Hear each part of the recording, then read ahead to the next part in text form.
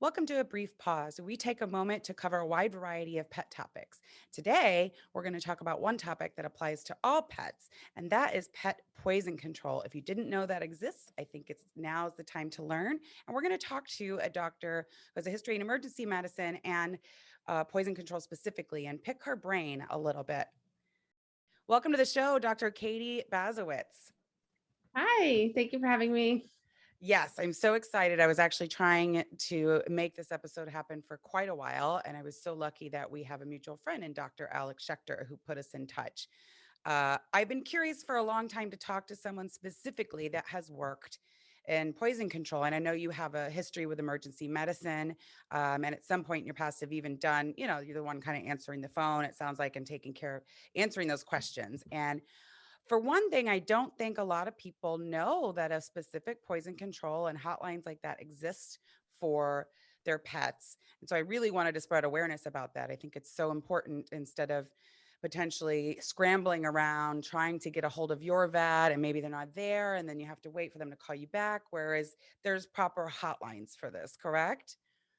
Yeah, so there's definitely, there's a couple of really good resources for pet owners when their pets have been exposed to any kind of toxin. And that can range from, medications that they may have gotten into to material that you use for gardening purposes, pesticides, stuff associated with your car, or even plants that can be toxic for your animal.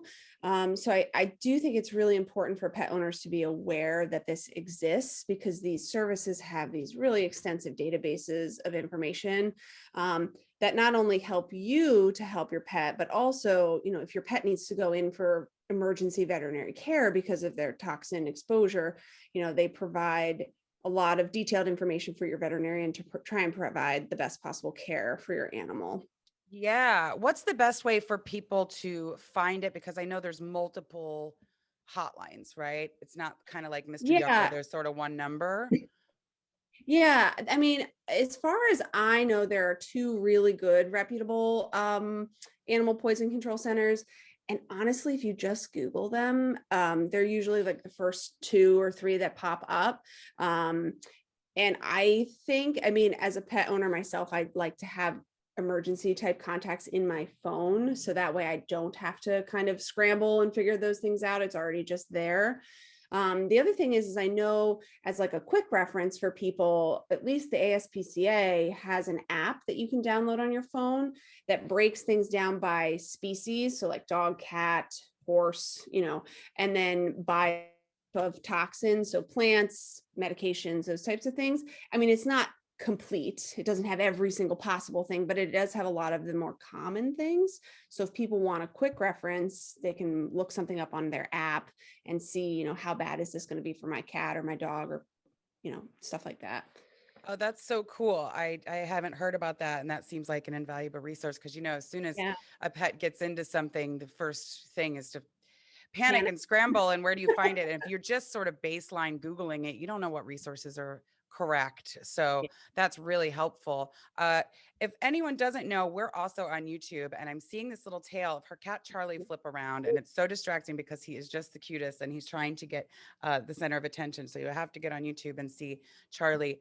Oh. One of the questions I have as well, what all animals would be included? Is this small animal, dogs and cats, birds? What kind of species and what's the range of questions that those hotlines can answer? What kind of animals?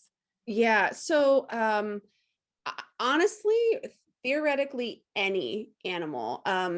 For where I was working, we would field calls for anything. So they've even had calls for people that have had monkey exposures. I mean, that's not very common by any means, but the most common would definitely be cats and dogs. And then I think a lot of small exotic like pocket pets, ferrets, rabbits. They do have cases with different exposures for those animals. Now, granted, the amount of information they have applying to those species is much less just because the number of cases and the number of calls are fewer. But they have ways of looking things up and trying to figure out, how serious something may be and extrapolating. So really it does cover anything technically. Birds, we get bird calls, not infrequently. Um, So it shouldn't be something that should dissuade exotic pet owners or even large animal owners. If they are concerned about a toxin, they can definitely reach out to those resources too. Oh yeah, that's super cool because I know in Yeah. general with some of those, you kind of need to find a veterinarian that works on them, maybe because there's specific anesthesia for that kind, if it's Yeah. specialized, but just for straight poison control, you can easily get a hold of or use that app. That's really, really good to know. Now, the other thing I want to ask, because I've also been really interested in this, is what kind of stories, because I just, for instance, when I worked in a vet clinic years and years and years ago, one of the things, you'd see puppies get into things and whatever. And the one that stands out in my memory was a little Chihuahua puppy. So you're talking maybe 2 pounds, who had eaten an entire box of Nicorette. Mm. And it's like, the cutest thing in the world, but they're so tiny that it was emergent and he ended up being fine, but that kind of took immediate action. And I just got to thinking, you've got to be getting some crazy calls, especially in areas that things like marijuana are becoming legal. And I'm sure, and they're in edible form or anything, right? So, what kind of things stick out in your mind as some sort of extreme stories or something unique that you remember? I think probably like less excitingly than recreational drugs, but I think probably the most interesting and maybe a little bit sad cases that we would get calls about, and I think that this is a kind of an important thing to talk about because people don't think about this, would be people create these cocktails of toxins that they mix in like dog food or cat food that they put out to kill animals that are on their property that they don't want to be there. So mice, raccoons, skunks, all that type of stuff. And for whatever reason, they don't think to themselves like, oh, I've made this very appealing, my dog or my cat or whatever may get into this. And so people are mixing like antifreeze and rodenticides, rat baits, and all these things together. So you're talking about animals that are exposed to like multi-toxins, most of which are bad typically. You know what I mean? And they just don't kind of think about the fact that like this stuff is designed to taste good. My dog is not smart enough to know that that's poison and is going to eat this, and then obviously they suffer the consequences of that. So I think it's really important for people to like remember that rat bait is designed to taste good to rats, and also dogs like it too. And so if you're putting these things out, even in those containers that say like child and animal proof, they're not. They can get into those. Just be smart about when you're going to do those things. And the other big thing, if I'm like just trying to advocate for pet owners so that they can do Yeah, the sure. best for their pets, keep the packaging so that you know what the active ingredients are in these things, because they're not all the same. And so it helps the poison control centers to best direct what kind of care your pet's going to need, because all of these active ingredients are massively different. So I think probably some of the most like entertaining stories are the ones where people had a party and a dog got into their whatever mixed drink, and then all of a sudden is like stumbling all over themselves and drunk, and the people call and they're a little bit drunk and they don't really know what to do and how bad it is. And so definitely I think for sure, kind of looking through, sorry, my cat's whiskers, the case logs, like marijuana exposure is definitely going up exponentially as it's being more popular. And I don't know, marijuana dogs kind of make me laugh because they do very well with treatment, very unlikely to be fatal. But even cats are starting to get into marijuana too, which is Sure. funny. Um, but yeah, I mean, a lot of the calls we get, sometimes we get all the I think my neighbor's poisoning my dog. This is what's happening, a little bit more vague, things like that. A lot of chocolate. There's always chocolate. Yeah. Yeah. Yeah. Well, to back up 1 second, while we're on that topic, what should people do if their dog has gotten into alcohol, especially if they think it's an excessive amount? Because I know some people feel like it's fun to feed their dog a Guinness or this or that, but I know it's not recommended. But also, what are the consequences so that people really do know this isn't necessarily a safe thing for animals? And when should they be worried and, that Yeah. it's too much? Yeah, I mean, so there are kind of some general guidelines that like the poison control has outlined as far as how much of different proof alcohol should theoretically be a significant problem for your animal versus a more minor, we can maybe sleep it off and that type of thing. If your animal is, that they've gotten into alcohol and they're ever like vomiting profusely or they're unrousable, obviously those animals need to go in.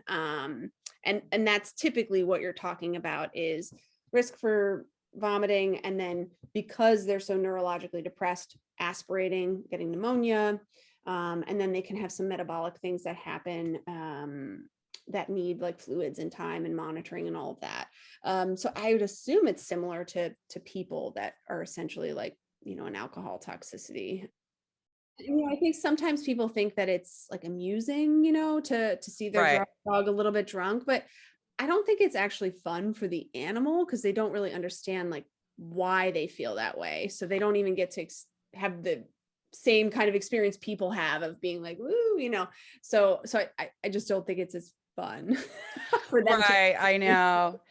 Well, because now I'm curious, what about birds? I know they're such sensitive little creatures. What's calls you get the most for them, or what seems the most problematic for birds that maybe people Mm, wouldn't have thought of? yeah, I mean, I will tell you, I didn't personally, while I was at one of the poison control centers, didn't field a ton of bird calls, but it is kind of similar. They chew on things. Some birds owners will find chewing on a stray pill of some kind. We've gotten calls about birds eating chocolate before. I think one of the most toxic things that maybe some people don't know about, or maybe bird owners do know this, but if you cook with a Teflon pan, that aerosolizes, they breathe that in, and I mean, they can acutely die. I mean, it is very, very, very toxic for them. So just don't ever have that. They're also much more sensitive to like candles being burned and incense and all of that. Their respiratory system doesn't handle those things well. So, don't smoke in a house with a bird or, that type of stuff. But yeah, I mean, they do the same kind of silly things that dogs and cats do too. They're very curious. Yeah, I wondered too how many of those, even more like sort of illicit substances are a problem and what you do in that case. Do you even have time to get them somewhere? Do you advise them to induce vomiting at home? What happens if they've really ingested something that's time sensitive?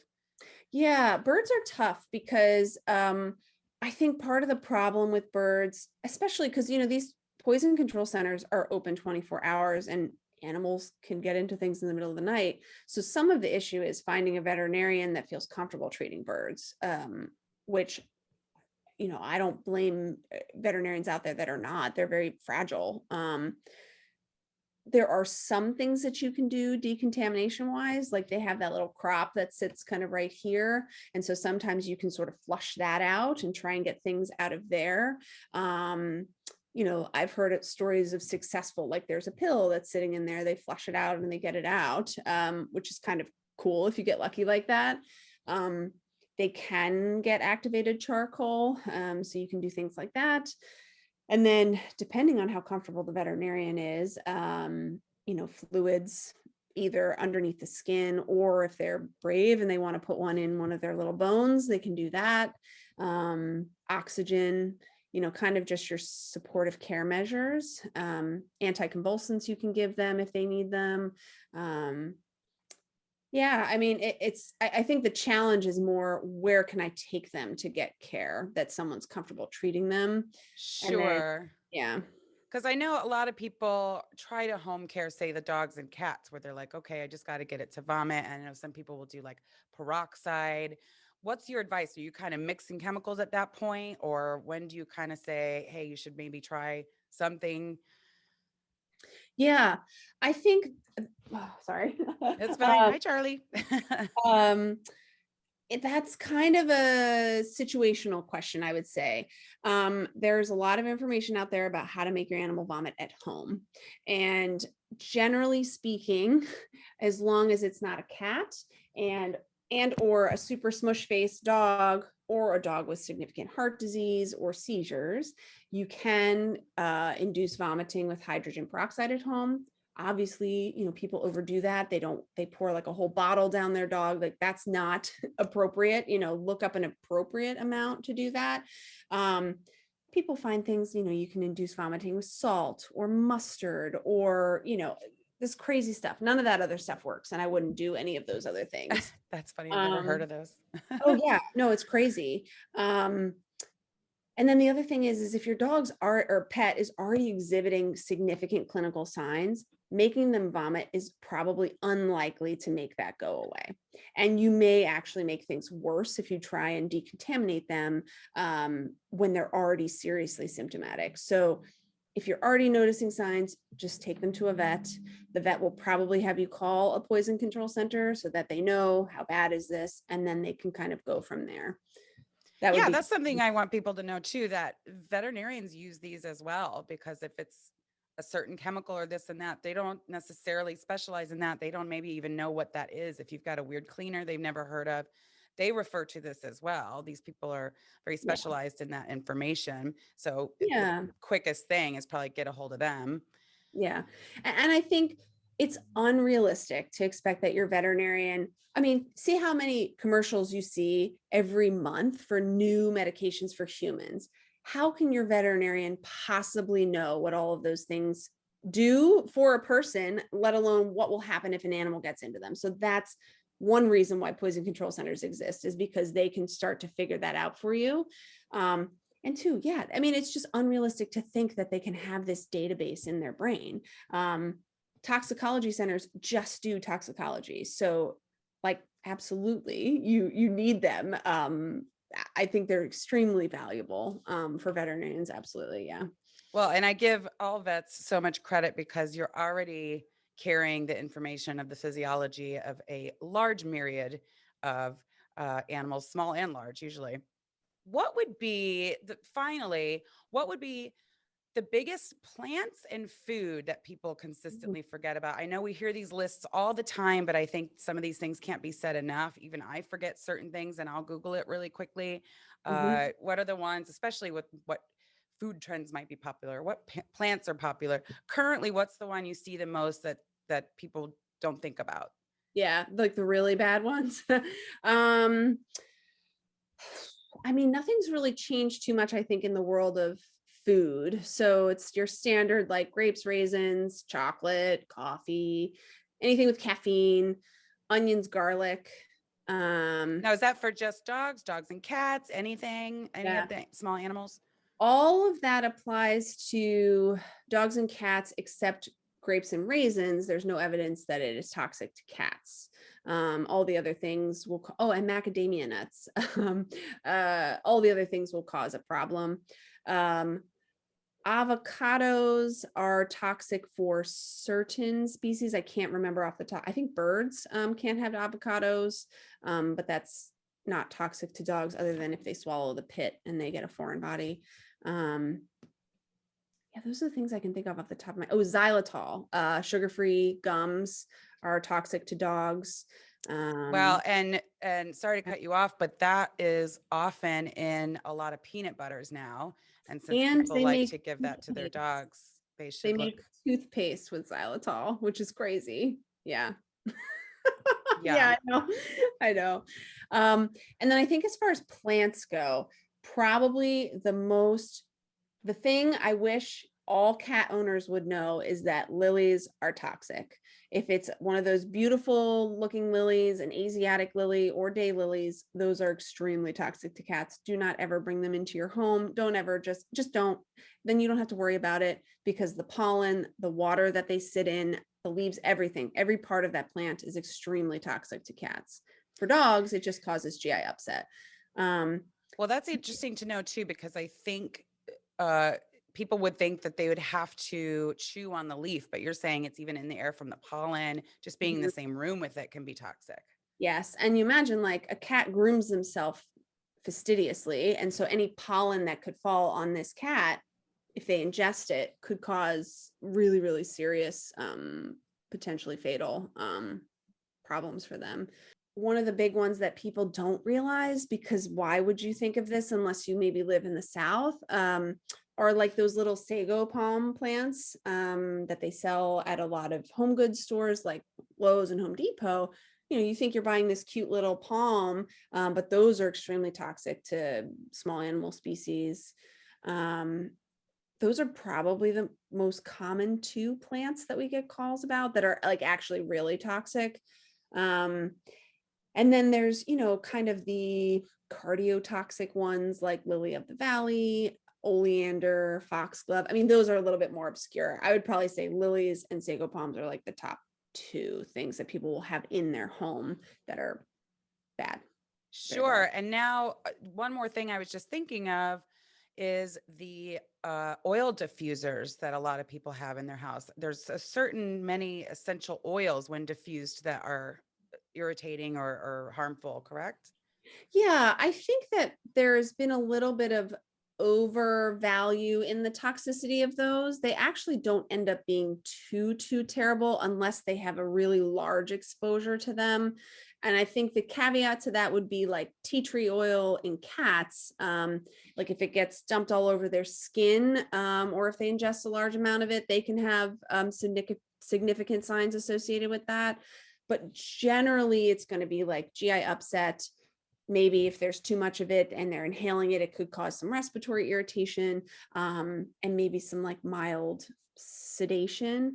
But tea tree oil in cats is kind of the only one that would be more significant than that. Everything else is a little bit more mild, which is good in a way. I mean, generally speaking, you shouldn't. I mean, people want to apply essential oils to everything. You probably should not put them on your animal or give them to your animal. But you know, people do whatever they want to do, I guess.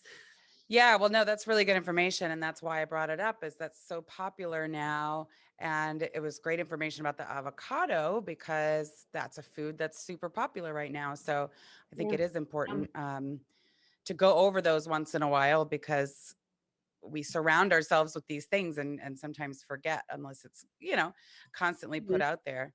Yeah. Well, thank you so much for coming on. This is so helpful information that I'm sure even myself will continue to reference in the future when I start to forget Yeah. some of those. And it's helpful for me to know sometimes because if I'm in a client's home and they're wanting to give their dog a treat of human food, I mean, just normal food, and I'm questioning, wait, can they have that? And I'm not sure that my client knows.